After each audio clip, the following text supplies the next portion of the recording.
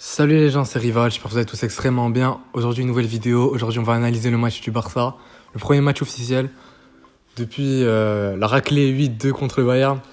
Mais, bien entendu, j'ai eu des matchs amicaux entre-temps, mais bon, c'était pas vraiment des matchs à prendre au sérieux. Mais aujourd'hui, on affronte Villarreal qui était cinquième du classement l'année dernière lors du championnat. C'est une équipe très prometteuse qui est dirigée par Unai Emery, l'ancien coach du Paris Saint-Germain. Et ce match était très intéressant à analyser. Déjà, alors au niveau des formations, le Barça de Ronald Koeman a décidé d'aligner un 4-2-3-1 avec Messi en faux neuf, Coutinho en numéro 10, avec Griezmann à droite et Ansu Fati à gauche. Au niveau de la charnière, je pense qu'il y avait Busquets et De Jong. Et au niveau des défenseurs latéraux, il y avait Alba, Roberto. En défense centrale, il y avait Piqué, l'anglais, et en gardien, il y avait Neto. On peut remarquer qu'il n'y a pas Ter Stegen. Et surtout que Ansu Fati est titulaire. Et mon Dieu, quel match il nous a sorti. Il nous a claqué un doublé en 20 minutes de jeu. Et il a cherché le penalty qui a été converti par Lionel Messi derrière.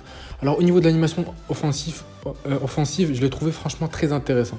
Vous savez, le problème du Barça, ces dernières années, c'était surtout la Messi dépendance. Il y avait vraiment un creux au niveau de l'animation offensive. T'avais l'impression que tout le monde avait pour objectif uniquement de passer la balle à Messi. Il n'y avait aucune prise de risque.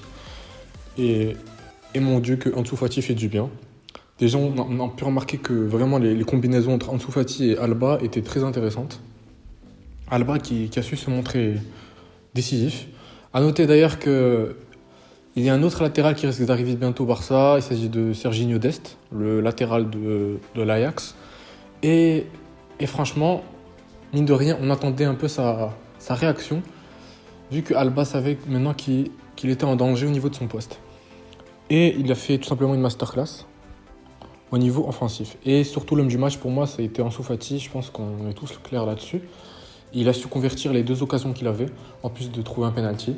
D'ailleurs, au niveau de ses statistiques, elles sont très ahurissantes. Depuis qu'il a rejoint l'équipe A, sur ses 15 tirs cadrés, il en a converti 10.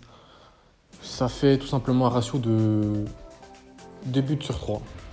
À chaque fois qu'il cadre une frappe, il y a 2 chances sur 3 que ça rentre. C'est des stats hallucinantes.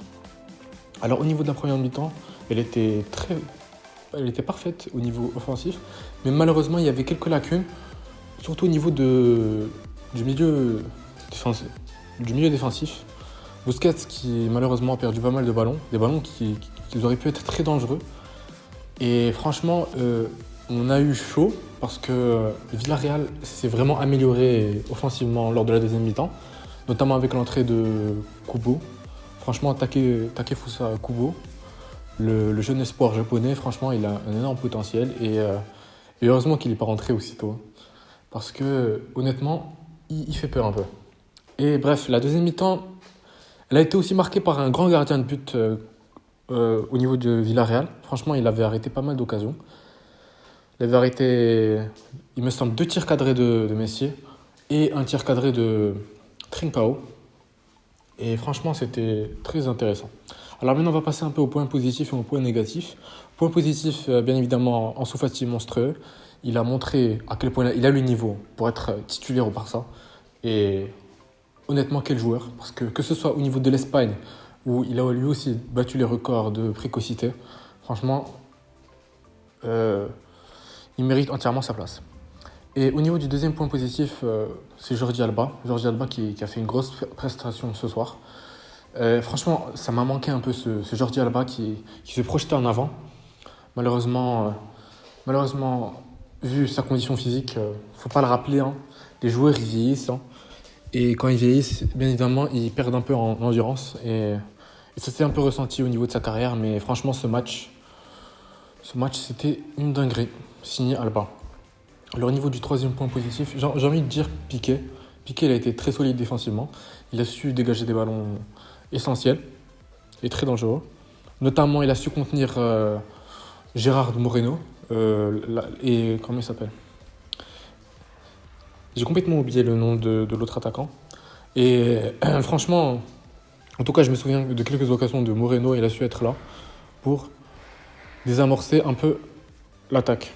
Alors, au niveau des points négatifs, j'ai distingué notamment Griezmann, hein. Ah, il était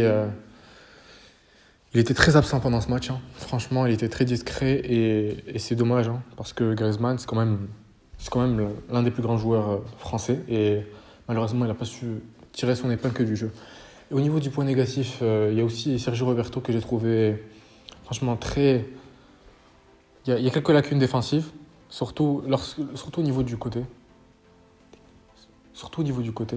Et ça a su se montrer un peu pertinent. Et concernant le dernier point négatif, pour moi, c'est bien évidemment Sergio Busquets. Pour moi, Sergio Busquets, c'est vraiment c'est l'un des chantiers à travailler concernant le milieu défensif parce que il manque beaucoup de rythme, que ce soit au niveau des transmissions. Et franchement, on en a besoin d'un milieu défensif qui sait se projeter. Et malheureusement, Coman ne compte pas compter sur Riqui Puig. Riqui Puig qui est franchement un des espoirs de la Masia. Et ce serait vraiment dommage de le laisser partir. Sinon, il y a eu l'entrée de jeu de Pjanic. Bon, c'était un peu trop tôt pour se prononcer. Mais en tout cas, du peu que j'ai vu, il était, on va dire, correct. Il n'a pas su perdre des ballons. Et c'est ce qu'on demande surtout à un milieu défensif. Regista comme Pjanic, tout simplement.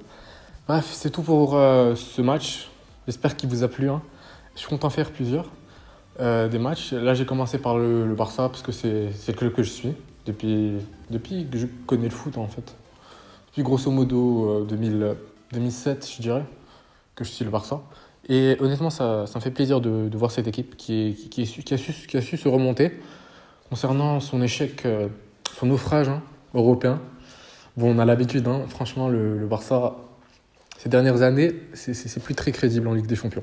Bref, c'est tout pour cette vidéo. Les amis, portez-vous bien. Si vous avez aimé, n'hésitez pas à lâcher un pouce bleu, à vous abonner et à activer la cloche pour ne rater aucune de mes nouvelles analyses. Allez, sur ce, ciao.